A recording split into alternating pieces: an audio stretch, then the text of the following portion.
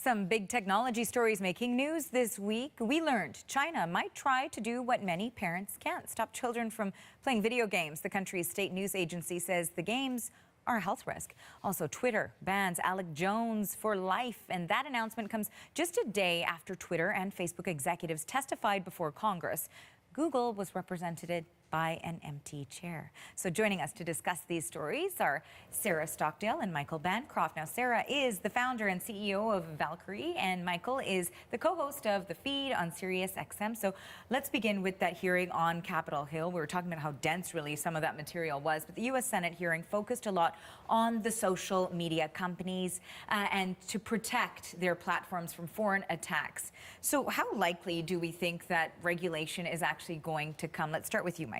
Well, I think from a regulation perspective, that takes a lot of time, and I think that we're in too early in the days to actually see anything come out of it. And I think that's probably what the biggest question is for most people. It's like, what is the point of these hearings, and what will we actually see from a tangible perspective? Because, I mean, November is very close, and that's really what was surrounding this. It was, what's going to happen in November? Are we protected? Is it going to be the same as what we saw 2 years ago with the algorithms pushing out that fake news, and we were seeing it getting tampered with in regards to the American election? So I don't think that we're going to see anything change from a legislation perspective anytime soon. Long term, maybe, but again, these companies are still trying to work it out themselves. And what is your take on this, Sarah? Do you also think that legislation is likely to come soon, or you agree with Michael here? I agree with Michael. I think it's going to take a little bit of time. Legislation that actually does what it's supposed to do and doesn't hinder innovation is actually extremely complex. And what we saw with the Zuckerberg Senate testimony is that a lot of the folks in Congress don't really understand the technology even at the very basic levels. So at least this hearing, they had a little bit, you know, the line of questioning was a little bit better. But I think the politicians still need to get up to speed before they can regulate. Now, we talked about some tech giants who were there for the hearing. So we talked about Twitter and Facebook. They both sent representatives. But there was also a big company that was missing, Google. So let's take a quick look at what U.S. Senator Warner had to say at those hearings about that absence. I'm deeply disappointed that Google, one of the most influential digital platforms in the world, chose not to send its own top corporate leadership to engage this committee. All right. So, Michael, back to you. Was that a mistake from Google? Well, I don't think it was a mistake because, I mean, again, what were we expecting them to do? Because in fairness, Google already sent a statement. They've already been meeting with people. They've been telling everybody very publicly what they're doing, how they're going about trying to combat the issues. So I think that this was more, in my opinion, a dog and pony show. It's like the politicians were like, you must, we want you to show up. They're kind of almost summoning them.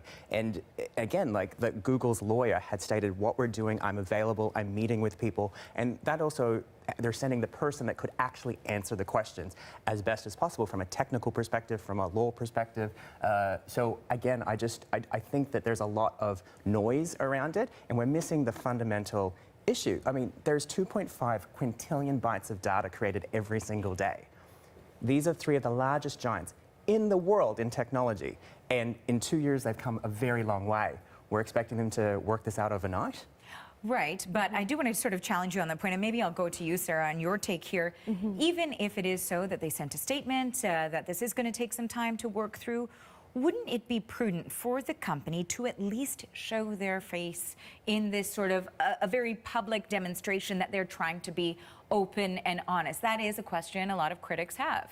Absolutely, and I think it probably would have been in good faith for Google to show up. They don't have a star, they don't have a Sheryl Sandberg, they don't have a Jack Dorsey, but having someone there to show the Senate Intelligence Committee that we're serious, we care about these issues, and we're going to show up and answer your questions, I think that probably would have been a good idea for Google.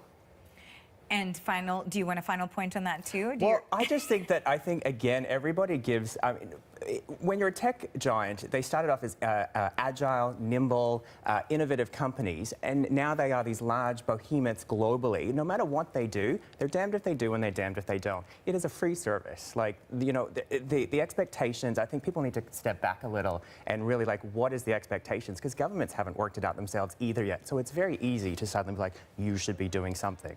So now, speaking of the expectations, and when we're talking about what should and should not be on these social media platforms. What about immunity? We know that, for example, Alex Jones was banned from Twitter for the content that he's put on there. And I mean, he's been flagged several times over, and then this was sort of a final move. And then it took Twitter 5 hours to take down a doctored photo of Meghan McCain with a gun pointed at her head while she was at a coffin of her father. This caused a lot of stir on social media, of course. But what rules should apply here? Sarah, let's go to you on this one.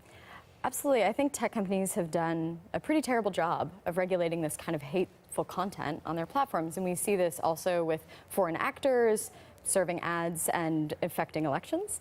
But with Meghan, that was up for 5 hours. And Twitter basically has the users have to flag this abusive behavior. And they had. I saw multiple users flagging it. Exactly, and because this was such a public abuse, the content did get taken down. It still took 5 hours, but for folks who don't have that kind of public attention and are still experiencing abuse on the platform, how long do they have to endure it before it gets taken down? Well, I think that's the point there. It's the 5 hours, and it's scary that it's 5 hours for a very public a tweet. And it's a very public posting of somebody that everybody is looking at, as opposed to an everyday person. So that is the scary thing. But they, again, and I'm not defending, that should have happened a lot faster, because it was not like everyone didn't know it was happening. But again, these guys are having to put a lot of money into artificial intelligence and hire a lot of people to try and work that out, because again, it's very difficult to sift through all of that data. It is extremely difficult. They're not going to get it right anytime soon, because there's so much out there and people can post whatever they want. It's actually very scary, and I think that we have to start to take a little bit more responsibility and help police it, because otherwise it just won't go away. So lots to continue to watch here, but we are quickly running out of time, so let's get to our second topic. From social media to social studies, it's time to talk about Fortnite. Now, in case you don't know, Fortnite is the most popular online game in the world, with more than 125 million players worldwide, and it's especially popular with kids because it's free. And it seems like it's a lot of fun. Take a look at this video.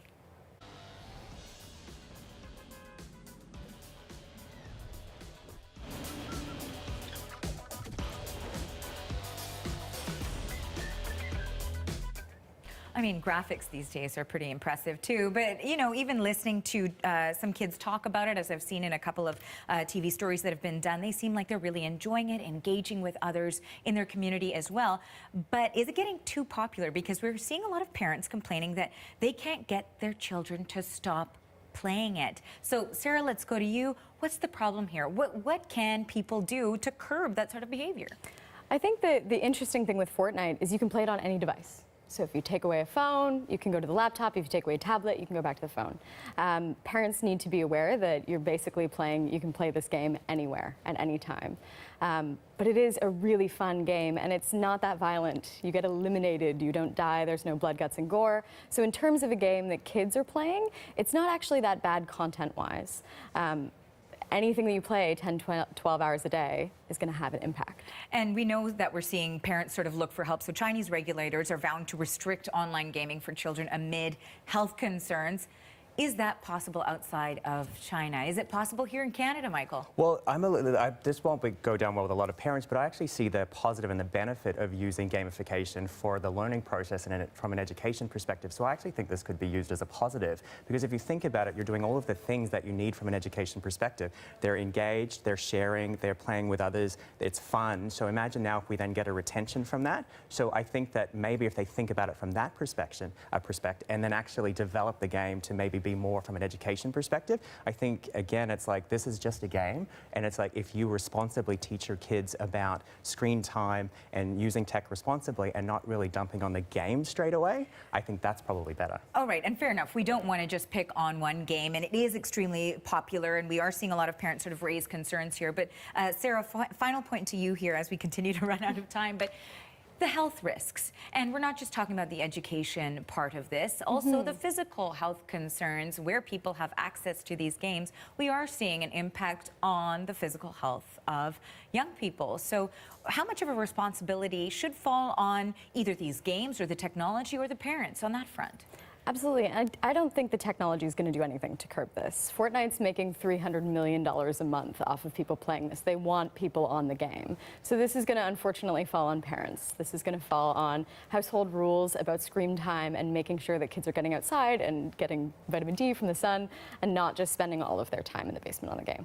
So parents say we need help, and we say parents, there's no help for you. You got to do it yourself. All right, thank you to both of our panelists. Thanks to Sarah and Michael. Sarah Stockdale is the founder and CEO of Valkyrie, and Michael Bancroft is the co-host of The Feed on Sirius XM.